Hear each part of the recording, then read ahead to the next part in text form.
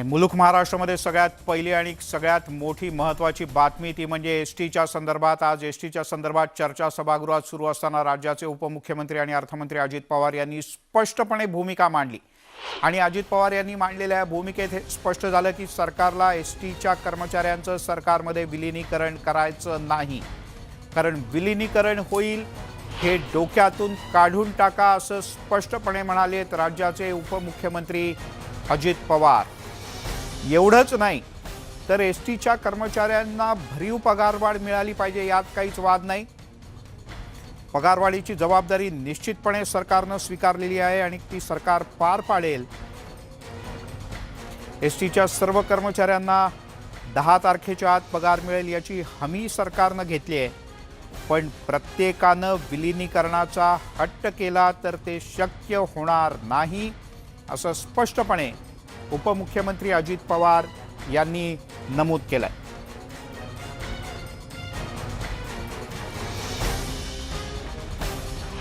मला या सभागृहाच्या चर्चेच्या निमित्तानं माझ्या एसटी कामगारांना सर्वांना सांगायचंय की त्यांनी हे डोक्यातनं काढून टाका की आपल्याला कधीतरी विलीनीकरण होईल। हे शेवटी तर हायकोर्टात तो बॉल आहे, पण असं होऊ नये की जसं टोकाची भूमिका घेऊन आमच्या मुंबईमध्ये गिरणी कामगारांचं प्रचंड नुकसान झालं, देशोधडीला लागले, तसे देशोधडीला आम्ही लावून देणारच नाही, त्याबद्दल दुमत नाही। परंतु एवढा चांगला 5,000 रुपये वाढ केली, एकेकाची मिनिमम 5-5 हजार रुपये वाढ केली। 2 वर्ष अध्यक्ष महोदय करोना आहे, करोनाच्या काळामध्ये बसेसच बंद होत्या, उलट राज्य सरकारला स्वतःच्या तिजोरीतनं पैसे देऊन त्यांचे पगार करावे लागले। यावेळेस संप ज्यावेळेस केला गेला तो संप मोडण्याच्या करता अनेकदा अनिल परब साहेबांनी त्यांच्याशी चर्चा केली, आम्ही लोकांनी पण काही मान्यवरांशी चर्चा केली आणि ती चर्चा करत असताना अतिशय सकारात्मक भूमिका आम्ही ठेवलेली होती, कारण ते आपल्याच राज्यातले कर्मचारी आहेत ह्याची जाणीव आम्हाला आहे। विलीनीकरणाच्या बद्दल ते अतिशय आग्रही आहेत, त्याबद्दलची कमिटी नेमलेली आहे, त्या कमिटीने हायकोर्टामध्ये अहवाल दिलेला आहे। अजूनही त्यांना काही काळ अभ्यासाच्या करता पाहिजे असं त्यांनी हायकोर्टाला कळवलेलं आहे, परंतु अध्यक्ष महोदय शेवटी असं प्रत्येकानेच हट्ट करायला सुरुवात केली की आम्हाला विलीनीकरण करा, आम्हाला सरकारी कर्मचारीच त्या ठिकाणी नेमा, तर कुणाचाही सरकार असलं तरी त्या सरकारला अध्यक्ष महोदय हे शक्य नाही। जरूर त्यांना व्यवस्थितपणे वाढ मिळाली पाहिजे, भत्ता मिळाला पाहिजे, पगार मिळाला पाहिजे, त्यांच्या कुटुंबाचं भागलं पाहिजे, त्यांच्या मनामध्ये कुठल्याही परिस्थितीमध्ये आत्महत्या करण्यापर्यंतची मजल डोक्यामध्ये येताच कामा नये। पगाराची हमी ह्यावेळेस घेतली आहे। त्यामुळे स्पष्ट केलं अजित पवार यांनी की प्रत्येकाने हे डोक्यात आणू नये आणि या संदर्भात आपण अधिक जाणून घेऊयात। स्वाती लोखंडे आपल्या प्रतिनिधी आपल्यासोबत जोडले गेलेत, त्यांच्याकडनं आपण अधिक माहिती घेऊयात। स्वाती, अजित पवारांच्या या विधानातनं या चर्चेच्या उत्तरातनं हे स्पष्ट झालं की विलीनीकरण शक्य नाही। स्पष्ट नव्हे तर त्यांनी सांगूनच टाकलेलं आहे की या सरकार कुणाचंही असू दे, सरकार महाविकास आघाडीचं असू दे नाही तर आणखी कुणाचं असू दे, पण विलीनीकरण शक्य नाही आहे। आणि जर कर्मचाऱ्यांच्या डोक्यात हे असेल तर ते त्यांनी त्यांच्या डोक्यातनं पूर्णपणे काढून टाकावं आणि त्यांनी कामावर परतावं असे हे आवाहन केलेलं आहे। त्यांनी आपल्या पूर्ण या उत्तरामध्ये अनेक गोष्टी सांगितलेल्या आहेत। त्यांचं असं म्हणणं आहे, म्हणजे सरकारचं असं म्हणणं आहे की चांगला पगार मिळणं, वेळेवर पगार मिळणं, भत्ते मिळणं, चांगलं जीवन मिळणं हा त्यांचा अधिकार आहे आणि तो आम्ही त्यांना दिलाच पाहिजे। उशिरा पगार होतो हे मान्य जरी असलं तरी 10 तारखेपर्यंत पगार म्हणजे पूर्ण महिना संपला की पुढे आणखी 2-2, 3-3 महिने या कर्मचाऱ्यांना थांबावं लागत होतं, पण त्याऐवजी पुढच्या महिन्याच्या 10 तारखेच्या आत पगार होईल याची मी हमी देतो। आणि असं असताना गिरणी कामगारांसारखं तुमचं होऊ नये, कारण आपल्याला माहिती आहे की मुंबईमध्ये गिरणी कामगारांचा इतिहास म्हणजे काय किंवा गिरणी कामगारांबद्दल जेव्हा आपण बोलतो तेव्हा आपल्याला माहिती आहे की गिरणी कामगारांनी पुकारलेल्या संपानंतर या गिरण्या पूर्णपणे बंद पडल्या होत्या आणि लाखो कर्मचाऱ्यांवर उपासमारीची वेळ आली होती आणि आता या गिरण्यांमध्ये डेव्हलपमेंट होताना आपल्याला बघायला मिळते। पण म्हणूनच उपमुख्यमंत्री अजित पवार यांनी स्पष्ट केलेलं आहे की ही वेळ येऊ नये यासाठी कर्मचाऱ्यांनी कामावर परतावं आणि पगाराची हमी तर आम्ही देतो। पण स्वाती या सगळ्या विषयात चर्चा सुरू असताना उपमुख्यमंत्र्यांनी हा मुद्दा मांडल्यानंतर, कारण विरोधक हे म्हणत होते अनेकदा मग त्यात विरोधी पक्षनेते देवेंद्र फडणवीस असतील किंवा अन्य नेते असतील, सदाभाऊ खोत किंवा पडळकर जे नेतृत्व करत होते काही काळ, त्यांनी म्हटलं होतं विलिनीकरण शक्य आहे. त्यांच्याकडनं काही प्रतिक्रिया, काही घोषणाबाजी या दरम्यान? खरं तर या दरम्यान असं कोणत्याच प्रकारे काही म्हणजे जेव्हा अजित पवार उत्तर देत होते तेव्हा कोणत्याही प्रकारे कोणी बोललं नाही. कारण त्यांचं आधी त्यांनी असं म्हटलं होतं की मी कुणीही बोलत असताना मध्ये बोललो नाही, आता मला बोलू दे. हे एका दुसऱ्या मुद्द्यावर बोलत असताना असं झालं होतं जेव्हा सुधीर मुनगंटीवार मध्ये बोलले होते तेव्हा. तर त्यानंतर मग हा मुद्दा आला आणि या मुद्द्यावर कुणी काही बोललं नाही. पण कुणी काही बोललं तरी सरकारने मात्र आपली भूमिका ही पूर्णपणे स्पष्ट केलेली आहे. म्हणजे आतापर्यंत आपल्याला आणि त्याचबरोबर कर्मचाऱ्यांना असं वाटत होतं की सरकार कदाचित याच्या बाजूने आहे आणि सरकारनं जी त्रिसदस्यीय कमिटी स्थापन केली आहे, कोर्टानं जी समिती स्थापन केलेली आहे त्याच्या अहवालानंतर कदाचित हा निर्णय घेऊ शकेल सरकार, अशी शक्यतांचा खेळ होता. पण एक असंही म्हटलं जात होतं की एका महामंडळाचं जर विलिनीकरण केलं तर बाकीच्या महामंडळांना पण ते प्रदान केलं जाऊ शकतं. तेव्हा या कर्मचाऱ्यांचं असं म्हणणं होतं की नाही, अनेक वेगवेगळ्या राज्यांमध्ये असं झालेलं आहे की अत्यावश्यक सेवा म्हणून एका विशिष्ट महामंडळाला, एसटी महामंडळाचं विलिनीकरण झाले. स्वाती, मी तुला थोडंसं थांबवतो, तू राहाच आपल्यासोबत. आता गुणरत्न सदावर्ते जोडले गेलेले आहेत, एसटीच्या कर्मचाऱ्यांचं जे सध्या न्यायालय ते नेतृत्व करतायत. ॲडव्होकेट सदावर्ते, उपमुख्यमंत्र्यांनी स्पष्ट सांगितलंय विलिनीकरण हा विषय डोक्यातून काढून टाका. सगळ्यात अगोदर उपमुख्यमंत्री अजित पवार यांचा निषेध. त्याचं कारण असं की त्यांनी आज भारतीय संविधानाची पायमल्ली केलेली आहे. त्याचं कारण असं, माननीय मुंबई उच्च न्यायालयाने 226 या अधिकारामध्ये समिती.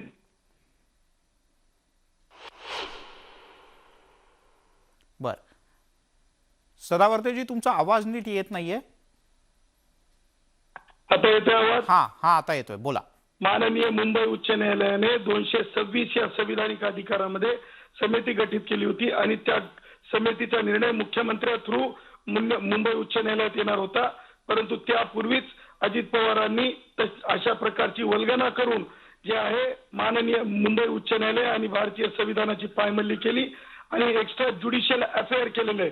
त्यासोबतच अजित पवारांनी गिरणी कामगारांसोबत ती तुलना केली. ते विसरले, ते शेठजी भटजी लाटजीचे जे होते ते कारखाने होते, हे सरकारचा अविभाज्य अंग आहे. त्यासोबतच त्यांनी चेंडू म्हणले कोर्टामध्ये.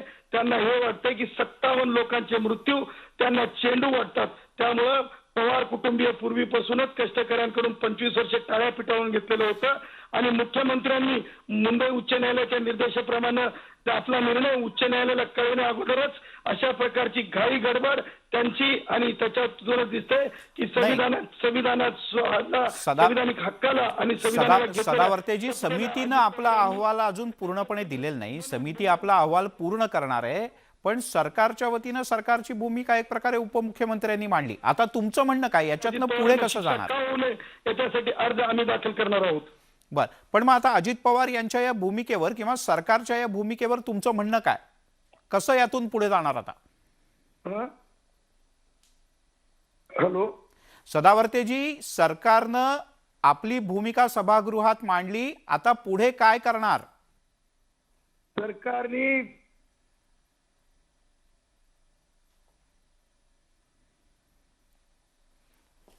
तुमचा आवाज नीट येत नाहीये सदावर्तेजी. आम्हाला प्रिव्हिलेज स्टॉक मध्ये एका ज्येष्ठ मंत्र्यांनी सांगितलं की काही लोकांना होऊ द्यायचं नाही विलिनीकरण, म्हणजे पवार कुटुंबियांना होऊ द्यायचं नाही. आणि त्यामुळं अजित पवारांचं एक्स्ट्रा ज्युडिशियल अफेअर आहे. त्या संदर्भात 6 महिन्याची शिक्षा का होऊ नये कंटेम्प्ट ऑफ कोर्टमध्ये अजित पवारांना, म्हणून आम्ही न्यायालयात अर्ज सादर करू. आणि पुढे आम्ही तुम्हाला सांगतो की कष्टकरी एकवटलेला आहे, कष्टकरी निर्दस्त आहे, संविधानासोबत आहे आणि म्हणून न्यायालयाने कष्टकऱ्यांना म्हणजे न्यायालयाने अवमानाची नोटीस सुद्धा बजावलेली नाही आणि यापुढे कष्टकरी विलिनीकरण होईपर्यंत आपला म्हणजे संविधानिक लढा म्हणजेच आपल्या प्रतिष्ठेचा लढा चालू ठेवेल, असं मी डंक्याची चोटवर आपल्या माध्यमातून महाराष्ट्राला सांगतो. बर, सदावर्तेजी धन्यवाद, तुम्ही न्यूज 18 लोकमतशी बोललात त्याबद्दल. त्यामुळे अजित पवार यांनी राज्य सरकारच्या वतीनं खरं तर स्पष्ट केलं की प्रत्येकजण विलिनीकरण हवं असं म्हणायला लागला तर ते प्रत्यक्षात शक्य नाही आणि कोणतंच सरकार सत्तेत असेल तरी ते शक्य नाही. पण या कर्मचाऱ्यांचे नेते गुणरत्न सदावर्ते यांनी असं म्हटलं की न्यायालयामध्ये या सगळ्या विषयावरची सुनावणी सुरू असताना सरकारची भूमिका त्यांनी मांडली आणि त्यामुळे एक प्रकारे अवमान केला. स्वाती आपल्यासोबत. स्वाती, माझा आवाज पोहोचतोय तुझ्यापर्यंत? स्वाती अगदी पडळकर आपण आहेत थेट तुझ्या आता बरोबर. हां, गोपीचंद पडळकर यांच्याकडे जाऊया. हो. अगदी थेट आपण त्यांच्याकडे जाऊया, कारण या आंदोलनामध्ये सुरुवातीचे काही दिवस या आझाद मैदानावर ठाण मांडून बसले होते ते, आणि त्यानंतर आता सरकारनं दिलेलं हे उत्तर, या उत्तराबद्दल तुमचं काय म्हणणं आहे? माझं म्हणणं काय असणार आहे, पवारांचा खरा चेहरा राज्याच्या समोर आला. ते बोलतात एक आणि करतात एक. त्यांचे खायचे दात आणि दाखवायचे दात पूर्णपणे वेगळे आहेत. 2019च्या जाहीरनाम्यामध्ये राष्ट्रवादी काँग्रेसनं स्पष्टपणे लिहिलं होतं, आमचं सरकार जर आलं तर आम्ही विलिनीकरण करू. 2019चं सरकार विश्वासघातानं आल्यानंतर जो कोल्हापूरमध्ये एसटी कर्मचाऱ्यांचा मेळावा झाला, त्या मेळाव्यामध्ये सुद्धा माननीय शरदचंद्र पवार साहेबांनी भाषण केलं. काय भाषण केलं? की जे राज्य सरकारच्या कर्मचाऱ्यांना मिळतं ते एसटी कर्मचाऱ्यांना मिळालं पाहिजे. अगदी म्हणजे याबद्दल बोलतोच आपण की अजित पवारांनी असं म्हटलं की पगार भत्ते हे मिळणं किंवा हे त्यांना देणं आणि एका चांगल्या जीवनाची अपेक्षा असणं हे स्वाभाविक आहे, पण विलिनीकरण होणार याचं स्वप्न बघणं किंवा विलिनीकरण होणार हे डोक्यातनं काढूनच टाकायचंय कर्मचाऱ्यांनी. आता नाही तर पुढचं कुठलंही सरकार आलं तर हे विलिनीकरण होणार नाहीये. नाही, याची स्पष्टता त्यांनी त्यांच्या जाहीरनाम्यात द्यायला पाहिजे होती. याची स्पष्टता तुम्ही 2019च्या एसटी कर्मचाऱ्याच्या अधिवेशनामध्ये माननीय शरदचंद्र पवार साहेबांनी सांगितलं की 15 दिवसामध्ये तुमचं विलिनीकरण करू. मी जबाबदारी अजित पवारांची घेतो, अनिल परबजी यांनी जबाबदारी हे मुख्यमंत्र्यांची घ्यावी. आता ते बदलले असावेत असं का वाटतंय? नाही, तुम्ही फसवताय कशासाठी? कारण ह्यांचा गेल्या 50 वर्षातला उद्योग असा आहे, दाखवायचं एक आणि करायचं वेगळं. तुम्ही एसटी कर्मचाऱ्यांचं नेतृत्व करताय. मान्यताप्राप्त संघटना ही पवारांची आहे आणि त्या संघटनेच्या माध्यमातून एसटी कर्मचाऱ्यांच्या आयुष्याची राख रांगोळी करायचं काम यांनी केलंय. आणि आता तुम्ही सभागृहामध्ये सांगताय की विलिनीकरण होणार नाही, तर एसटी कर्मचाऱ्यांना आता कळालं असेल की ज्यांच्या मागे तुम्ही 50 वर्ष थांबला ती लोक चुकीची होती. तुम्ही आंदोलक म्हणून आंदोलन म्हणजे संपवलं, तुम्ही त्यातनं बाहेर पडलात आणि मग आता याचं पूर्णपणे नेतृत्व आणखी कोणीतरी वेगळं करतंय. नेतृत्व आम्ही करत नव्हतो. आम्हाला राजकारण करण्यात इंटरेस्ट नाही आहे. एसटी कर्मचारी जेव्हा आम्हाला भेटले त्यांचा प्रश्न सांगितला तर आम्ही त्यामध्ये उतरलो. आझाद मैदानावरती 16 दिवस माननीय सदाभाऊ खोत आणि मी स्वतः ठाण मांडून होतो. राज्य सरकार आमच्याबरोबर चर्चा करायला तयार नव्हतं. 2 वेळा चर्चा केली तर चर्चा पुढे गेल्या नाहीत. 3ऱ्या वेळेस चर्चा पुढे गेल्यानंतर त्यांनी सांगितलं की विलिनीकरणाच्या बाबतीमध्ये कोर्टाचा निर्णय यायचा आहे, समितीचा अहवाल यायचा आहे. अजित पवार हेच म्हणाले होते की कोर्टाचा अजून समितीचा अहवाल यायचा. पण मला आता सांगा की या परिस्थितीमध्ये किमान तुम्हाला एसटी कर्मचाऱ्यांना जाऊन भेटावं, त्यांच्याशी बोलावं अशी तुमची इच्छा आहे का? आता जाऊन आझाद मैदानात एसटी कर्मचाऱ्यांच्या आंदोलनामधून आम्ही माघार घेतलेली आहे आणि एसटी कर्मचाऱ्यांचं हे आंदोलन आहे. तुमचंही असं म्हणणे का ह्यांचं काही होणार नाही म्हणून तुम्ही माघार घेतली? नाही, असं नाही. राज्य सरकार, एसटी कर्मचारी आणि महाराष्ट्रातील जनता, विरोधी पक्षामध्ये आम्ही काम करतोय, लोकप्रतिनिधी आहे, तर आमची जबाबदारी आहे की महाराष्ट्रातील शाळा चालू झाल्या होत्या, विद्यार्थ्यांची अडचण होती, तर राज्य सरकारनं जो विषय आमच्या समोर मांडला तर आम्ही त्यामध्ये विचार केला की बाबा ठीक आहे, राज्य सरकार म्हणतंय तर आपण वाट बघू आणि आपण बाहेर पडू. आज अजित पवार हेच म्हणाले सभागृहात की शाळा सुरू झाल्यात आणि गरीब विद्यार्थ्यांना आपल्या कॉलेजापर्यंत, शाळापर्यंत पोहोचता येत नाही. अजित पवार काय म्हणाले ह्या बाकीच्या विषयाला फार महत्व नाही. अजित पवार हे म्हणाले ना विलिनीकरण करणं शक्य नाही, या वाक्याला महत्व आहे, त्याला अंडरलाईन करा. आणि पवारांचा खरा चेहरा आता राज्याच्या समोर आलेला आहे.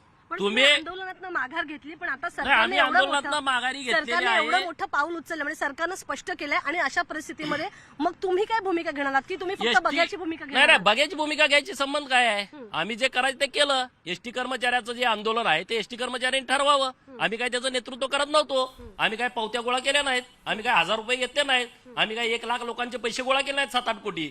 आम्ही उत्स्फूर्तपणे त्यांच्या बरोबर होतो. त्यामुळे सरकारनं जी भूमिका स्पष्ट केलेली आहे त्याच्यावरती एसटी कर्मचाऱ्यांनी ठरवावं पुढे काय करायचंय. मग अगदी, पण आता कदाचित त्यांच्यावर कारवाईची पण वेळ येऊ शकते, कारण सरकार जेव्हा असं म्हणतंय, असंही म्हणते की कदाचित गिरणी कामगारांची सारखी त्यांची अवस्था होईल तर कदाचित त्यांच्या देशवासारखी कारवाई होऊ शकते. हा मिलिंद बोला. थेट प्रश्न गोपीचंद पडळकर यांना, भाजप गोपीचंद पडळकर किंवा सदाभाऊ खोत या आंदोलनात उतरणार का नाही उतरणार? भाजप किंवा तुम्ही किंवा सदाभाऊ खोत म्हणजे तुम्ही स्वतः या आंदोलनात उतरणार की नाही? नाही, मी तर स्वतः उतरणार नाही, सदाभाऊ पण उतरणार नाहीत. भारतीय जनता पार्टीचा या आंदोलनाला पाठिंबा होता. हे आंदोलन इतक्या वर जाण्यामध्ये भारतीय जनता पार्टीचं फार मोठं योगदान आहे. प्रत्येक जिल्ह्यातले खासदार, प्रत्येक जिल्ह्याचे आमदार, प्रत्येक जिल्ह्यातले नगरसेवक, तुम्ही वाऱ्यावर सोडलं आता? आम्ही सोडायचा काय संबंध आहे? आम्ही सोडायचा संबंध नाही आहे. म्हणताय तुम्ही चेतना अरे केलेली तुम्ही आम्ही आंदोलन आंदोलनात वाढवलं. उतरलो तर तुम्हीच दाखवत होता की गोपीचंद पडळकर आणि सदाभाऊ यामध्ये तेल टाकतायत, कामगारांची माती भडकवतायत. दुटप्पी तुम्ही धोरण घेताय राज्य आमचं सरकार. दुटप्पी नाही राज्य सरकार दुटप्पी धोरण घेताय आणि तुमच्या माध्यमातून दाखवत होतं की आम्ही त्यांची माती भडकवतोय. अरे आम्ही मागच्या 26 तारखेला आंदोलनात बाहेर पडलो, मग तुम्ही का नाही यशस्वी झाला पण त्यांचं आता काय? थांबवण्यात? सगळ्यात मोठा प्रश्न आहे की आता काय? नाही आता कर्मचाऱ्यांनी ठरवायचंय काय करायचंय ते. आम्ही काय परत तुम्ही आणि म्हणणार हे आणि आगीत तेल घालायला गेले म्हणजे सरकार दोन्ही बाजूने बोलणार आहे. आम्ही कर्मचाऱ्यांच्या बाजूचे आहोत, कर्मचाऱ्यांच्या बाजून आम्ही ठाम आहोत, पण आंदोलन करण्याचा निर्णय हा कर्मचाऱ्यांचा आहे आणि आम्ही आंदोलनात डोंगर साजरे अशी स्थिती. आंदोलनात पडल्यापासून आमची हीच भूमिका होती. त्यामुळे तुम्ही काय म्हणताय त्याला फार महत्व नाही. दुरून डोंगर साजले, तुम्ही वाऱ्यावर सोडला असं काय नाही आहे. आम्ही त्यांच्या बरोबर पहिल्यापासून होतो, पण आता राज्य सरकारनं त्यांची भूमिका स्पष्ट केलेली आहे. तर कर्मचाऱ्यांना ठरवायचं की काय करायचं, कारण हे सगळं कर्मचाऱ्यांच्या वरती अवलंबून होतं. आम्ही जेव्हा बाहेर पडलो तेव्हा आम्ही कर्मचाऱ्यांना तुम्ही माघारी या, तुम्ही संप माघारी घ्या, आम्ही तुमच्या असं कुठलंच कृत्य केलेलं नाही. त्यामुळे गोपीचंद पडळकरांनी आपली भूमिका स्पष्ट केलेली आहे की ते ना आंदोलनात उतरणार आहेत ना जाऊन किमान थोडस धीर देण्याचा प्रयत्न करणार आहेत. ते आता फक्त म्हणजे बघ्याची भूमिका घेणार आहेत असं म्हणायला हरकत नाही. स्वाती त्यांचं स्वाती असं तू म्हणणं आहे राहाच आपल्यासोबत. संदीप शिंदे आता आपल्यासोबत जोडले गेलेत की अनेक वर्ष संदीप शिंदे एसटी कामगारांच्या संपामध्ये नेतृत्व करतायत किंवा एसटी कामगारांचं नेतृत्व करतायत. संदीपजी, अजित पवार यांनी भूमिका स्पष्ट केली एक प्रकारे सरकारची, विलिनीकरणाचा विषय डोक्यातून काढून टाका. माननीय उपमुख्यमंत्र्यांनी काय म्हटलं ही अजून बातमी बघितली नाही, मी प्रवासामध्ये आहे. परंतु एसटी कर्मचाऱ्यांचं आणि एसटी महामंडळाचं विलिनीकरण व्हावं ही राज्यातल्या सर्व कर्मचाऱ्यांची इच्छा आहे. कदाचित राज्य सरकारवरती ज्या राज्य सरकारकडून मागायचं त्याच राज्य सरकारला दिवस रात्र ज्यांनी नेतृत्व करतायत किंवा जे वकिली करतायत एसटी कर्मचाऱ्यांची, कदाचित त्यांनी वेगळ्या पद्धतीनं त्या सरकारला टॉर्चर करण्याचा प्रयत्न केल्यामुळं कदाचित राज्य सरकारच्या वतीनं हा निर्णय घेण्यात आला असावा किंवा तशी विचार मांडले असेल. खरं तर हे कोर्टाची बाब आहे, माननीय न्यायालयामध्ये विषय प्रलंबित आहे आणि आमची इच्छा अशीच आहे की विलिनीकरणाच्या संदर्भामध्ये माननीय न्यायालयाने सकारात्मक निर्णय दिला गेला पाहिजे. ठीक आहे. दुसरी गोष्ट म्हणजे संदीप भाऊ, मी तुम्हाला अजितदादा सभागृहात काय म्हणाले ते एकदा ऐकवतो आणि गुणरत्न सदावर्ते यांची एक प्रतिक्रिया दिली तीही सांगतो. आधी अजितदादा काय म्हणाले ते ऐका. मला ह्या सभागृहाच्या चर्चेच्या निमित्तानं माझ्या एसटी कामगारांना सर्वांना सांगायचं की त्यांनी हे डोक्यातनं काढून टाका की आपल्याला कधीतरी विलिनीकरण होईल. हे शेवटी तर हायकोर्टात तो बॉल आहे, पण असं होऊ नये की जसं टोकाची भूमिका घेऊन आमच्या मुंबईमध्ये गिरणी कामगारांचं प्रचंड नुकसान झालं, देशोधडीला लागले, तसे देशोधडीला आम्ही लावून देणारच नाही, त्याबद्दल दुमत नाही. परंतु एवढा चांगला 5,000 रुपये वाढ केली, एकेकाची मिनिमम 5-5 हजार रुपये वाढ केली. संदीपजी, तुम्ही अजितदादा राज्याचे उपमुख्यमंत्री काय म्हणाले ते ऐकलं, काय प्रतिक्रिया आता?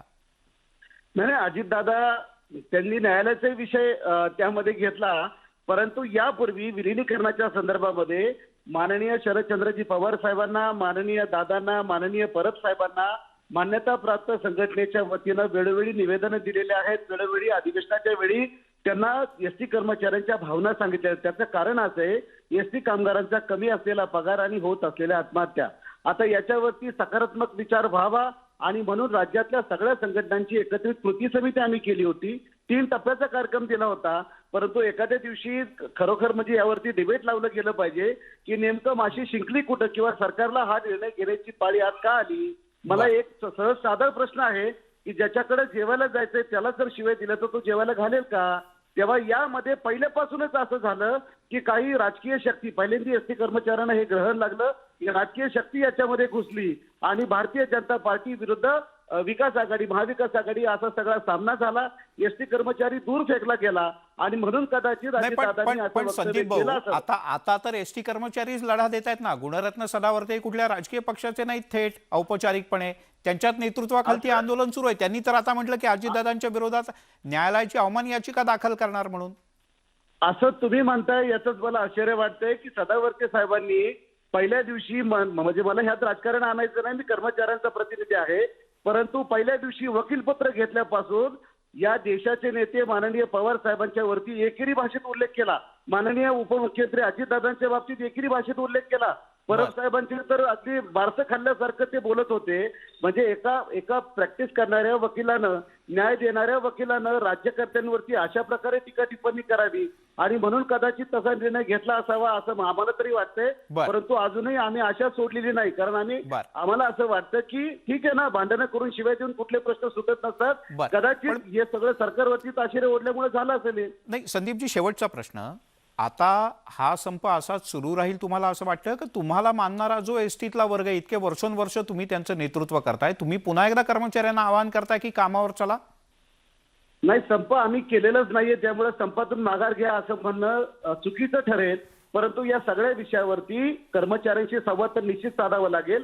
शेवटी कर्मचाऱ्यांना वापरून सोडणारी मंडळी खूप आले. नवीन ट्रेंड आला आता. एसटी कर्मचाऱ्यांना खोटं बोलायचं, त्यांचा वापर करून घ्यायचा, जय जयकार करून घ्यायचा आणि एसटी कर्मचाऱ्यांना वाढ करून द्यायचं, ही सगळी पद्धत आली. त्यामुळे एसटी कर्मचारी आमचे आहेत, कायमस्वरूपी त्यांच्या पाठीशी राहणार. त्यामुळे त्यांना काय योग्य आणि काय वाईट याचा सल्ला आम्ही देऊ. ठीक आहे संदीपजी, धन्यवाद. तुम्ही न्यूज 18 लोकमतशी बोललात त्याबद्दल. गुणरत्न सदावर्ते सुद्धा आपल्यासोबत होते. स्वाती लोखंडे आपली प्रतिनिधी आहे, आपल्यासोबत थेट विधान भवनातनं जोडली गेली होती. स्वाती, तुझेही धन्यवाद. गोपीचंद पडळकर यांनी प्रतिक्रिया दिली.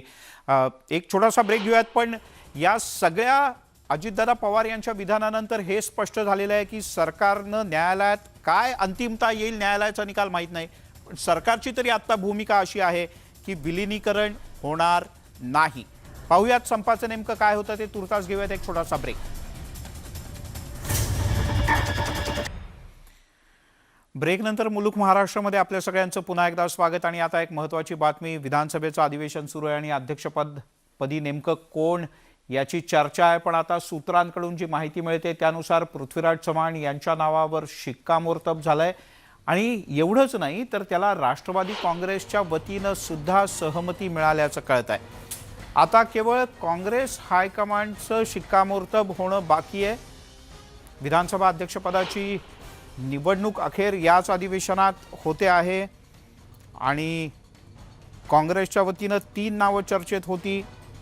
अमीन पटेल, संग्राम थोपटे, पण राष्ट्रवादी काँग्रेसनं सुद्धा पृथ्वीराज चव्हाण यांच्या नावाबद्दल सहमती दर्शवल्यानंतर आता फक्त काँग्रेस हायकमांडचा आदेश येणं बाकी आहे.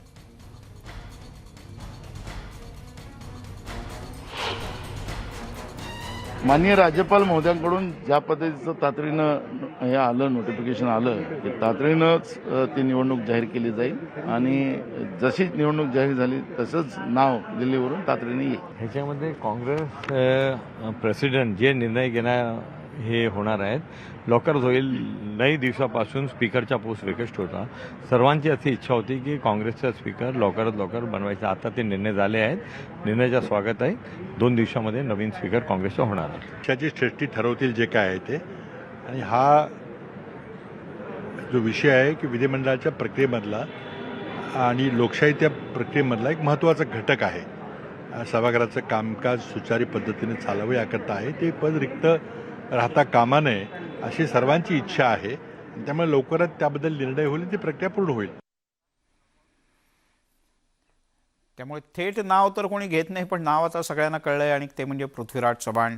श्रेष्ठींच्या आदेशाची आता वाट बघितली जाते. पण दरम्यान आणखीन एक गोष्टीची बातमी अशी आहे आणि सूत्रांनी जी माहिती दिली आहे त्यानुसार काँग्रेसचं जे मंत्रिमंडळातले सदस्य आहेत त्यांच्यात खांदेपालट होऊ शकतो, खातेबदल होऊ शकतो. एवढंच नाही तर काही मंत्र्यांना डच्चू सुद्धा मिळू शकतो. काँग्रेसचे सर्वोच्च नेते राहुल गांधी आणि सोनिया गांधी यांनी दिल्लीमधून महाराष्ट्रातल्या काँग्रेसच्या सर्व मंत्र्यांचं एक रिपोर्ट कार्ड तयार करून मागवलं आहे. हे रिपोर्ट कार्ड घेऊन अधिवेशन संपताच काँग्रेसचे प्रदेशाध्यक्ष नाना पटोले हे नवी दिल्लीला जातील आणि सोनिया गांधी तसंच राहुल गांधी यांची भेट घेतील आणि नंतर काँग्रेसच्या 2 किंवा त्यापेक्षा जास्त मंत्र्यांना मंत्रिमंडळातून डच्चू मिळू शकतो आणि त्या जागी नवीन चेहऱ्यांना संधी मिळू शकते.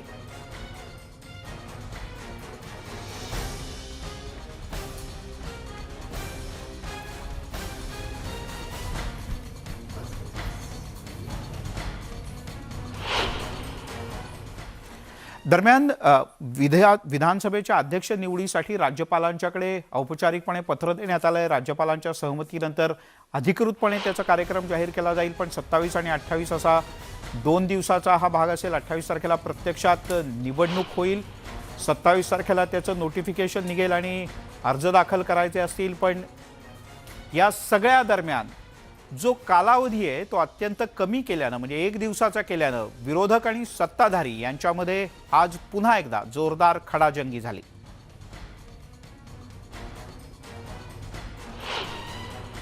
याचा अर्थ असा आहे की त्यांना ही माहिती, त्यांच्याकडे असं कोणतंही यंत्र नाही आहे की तुमचं मन हॅक करायचं, ब्रेन हॅक करायचं. पत्रकारांना ही बातमी आली आहे. ही बातमी तुम्ही दिली नाही तर तुमच्या स्टाफनी दिली आहे. तुमच्या स्टाफनी दिली नाही तर विधान भवनाच्या स्टाफनी दिली की 27-28 ला मतदान होणार आहे. अहो, निवडणुकीचा कार्यक्रम 27 आणि 28 ला मतदान.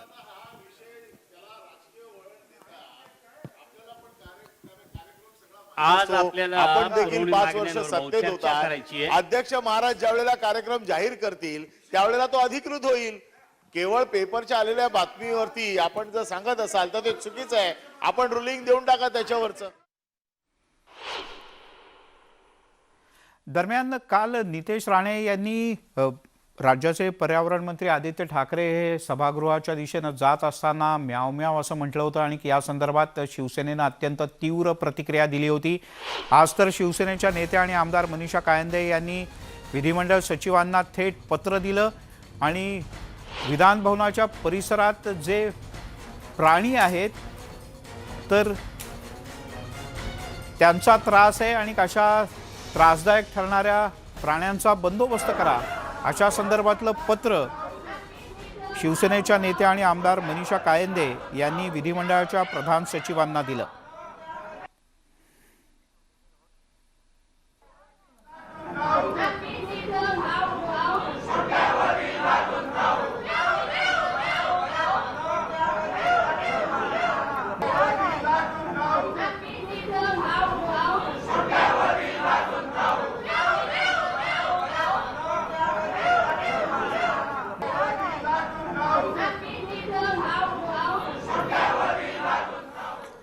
दरम्यान याच विषयावरती शिवसेनेचे नेते आणि आमदार सुनील प्रभू यांनी आक्रमक भूमिका घेतली. पाहूयात त्यांनी काय म्हटलंय. भाजपचे आमदार नितेश राणे यांनी विधिमंडळाच्या पायऱ्यांवरती म्याव आवाज काढून पर्यटन मंत्री आदित्य ठाकरे यांना डिवचण्याचा प्रयत्न केला आणि त्याचे पडसाद आज विधानसभेमध्ये आणि विधान परिषदेमध्ये देखील उमटताना दिसत. आपल्यासोबत शिवसेनेचे प्रतोद सुनील प्रभू साहेब आहेत. आपण त्यांच्याशी आता बोलणार आहोत. तुम्ही विधानसभेत देखील या संदर्भात प्रश्न उपस्थित केलात आणि मुद्दा उपस्थित केला. काय नेमकं तुम्हाला सांगायचं? मी पॉइंट ऑफ इन्फॉर्मेशन विधानसभेच्या सभागृहामध्ये उपस्थित केला की विधिमंडळाच्या या इमारतीमध्ये आणि इमारतीच्या आवाराला एक वेगळं असं महत्त्व आहे. हे कायदेमंडळ आहे आणि या इमारतीमध्ये महाराष्ट्र राज्याने अनेक असे संसदपटू ज्याने एक आदर्श निर्माण केला या विधिमंडळाबद्दल आणि ज्याच्याबद्दलचा एक अभिमान सार्थ आपल्याला आणि महाराष्ट्राच्या जनतेला आहे आणि यांचा आदर्श ठेवून नवीन पिढी या विधिमंडळात येणारी काम करते. आणि अशा वेळेला या परिसरामध्ये एखाद्या मंत्र्याचा, एखाद्या नेत्याचा त्या ठिकाणी अंगविक्षेप करून, आवाज काढून, नकला करून त्याचा अवमान करणं हे या विधिमंडळाच्या परिसरामध्ये शोभनीय नाही आणि म्हणून राजकीय आचारसंहिता ही सगळ्यांनीच पाळली पाहिजे. आणि त्यामुळे मी विधान परिषदेचे माननीय सभापती आणि विधानसभेच्या अध्यक्षांना पत्र दिलं आहे की याच्यावरती एक नियम तरतूद करून कडक कारवाई त्याच्यावरती करणं आवश्यक आहे.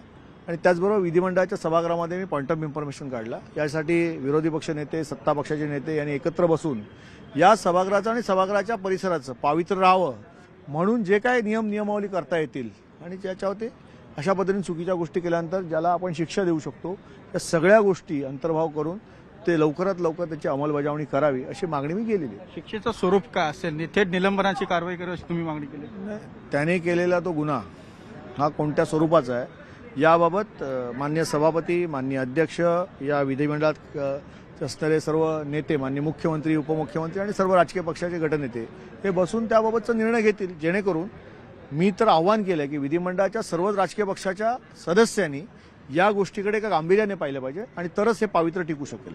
धन्यवाद न्यूज 18 लोकमतशी बोलल्याबद्दल. तर विधिमंडळात शिवसेना प्रतोद सुनील प्रभू यांनी मुद्दा उपस्थित केलेला आहे. प्रश्न उपस्थित केल्यानंतर त्यांना आता विधिमंडळ कसा प्रतिसाद देते त्या संदर्भात नक्की एक कायदा संमत होतो का हे पाहावं लागेल. व्हिडिओ जर्नलिस्ट रजनीश जाधवसह उदय जाधव, न्यूज 18 लोकमत, मुंबई.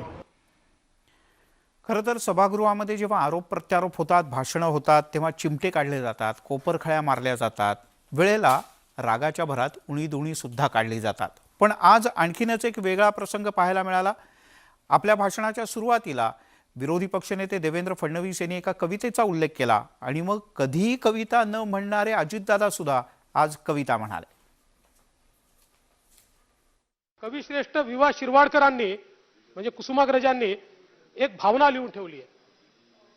स्वातंत्र्य देवीची विनवणी ही कविता लिहिताना त्यांनी हा विचारच केला नसेल की अशी परिस्थिती या ठिकाणी येईल. सूर्यकुलाचा दिव्य वारसा प्रिय पुत्रांनो तुम्हा मिळे, काळोखाचे करून पूजन घुबडांचे व्रत करू नका, जनसेवेस्तव असे कचेरी ती डाकूची नसे गुहा, मेजा खालून मेजावरून द्रव्य कुणाचे लुटू नका, सत्ता तारक सुधा असे पण सुराही मादक सहज बने, करीन मंदिरी मी मदिरालय अशी प्रतिज्ञा करू नका. अध्यक्ष महोदय पुढे ते म्हणतात, प्रकाश पेरा आपल्या भोवती दिवा दिव्याने पेटत असे, इथे भ्रष्टता तिथे नष्टता, शंखच पोकळ फुंकू नका. फडणवीस साहेबांनी कुसुमाग्रजांच्या ज्या कवितेतील ओळी म्हटल्या त्याच कवितेतल्या दुसऱ्या 4 ओळी मी सुद्धा आपल्याला वाचून दाखवतो. कुसुमाग्रज तात्यासाहेब म्हणतात, खरं तर अध्यक्ष महोदय हे कविता वाचणं, शेरशायरी करणं आपल्या स्वभावात नाहीये. ते कधी मी एवढ्या सभा करतो पण काही मी आपलं बाकीच्यांनी म्हटलं तर कौतुक करतो, पण आता काय करतात, स्वभावाला औषध नसतं. परंतु आता फडणवीस साहेब तुम्ही 22 जुलैला जन्माला आलाय, मी 22 जुलैला जन्माला आलोय. त्याच्यामुळं अज्ञानाच्या गळ्यात माळा अभिमानाच्या घालू नका, अंधप्रथांच्या कुजट कोठारी दिवा भिता सम दडू नका, जुनाट पाने गळून पालवी नवे फुटे हे ध्यानी धरा, 21वे शतक समोरी 16व्या स्तव रडू नका. त्यामुळे सभागृहात कवितेला कवितेनं उत्तर मिळालं, पण सर्वसामान्य माणसाचं पोट काही कवितेनं भरत नाही. त्यांना अपेक्षा आहे की सभागृहात जे काही 2 दिवसांचं कामकाज राहिलं आहे त्यात सर्वसामान्यांच्या हिताचे काही महत्त्वाचे निर्णय होईल, शेतकऱ्याला मदतीचा हात मिळेल. आज मुलुक महाराष्ट्रामध्ये इथे थांबूयात. सर्व प्रकारच्या ताज्या अपडेटसाठी पाहत राहा न्यूज 18 लोकमत.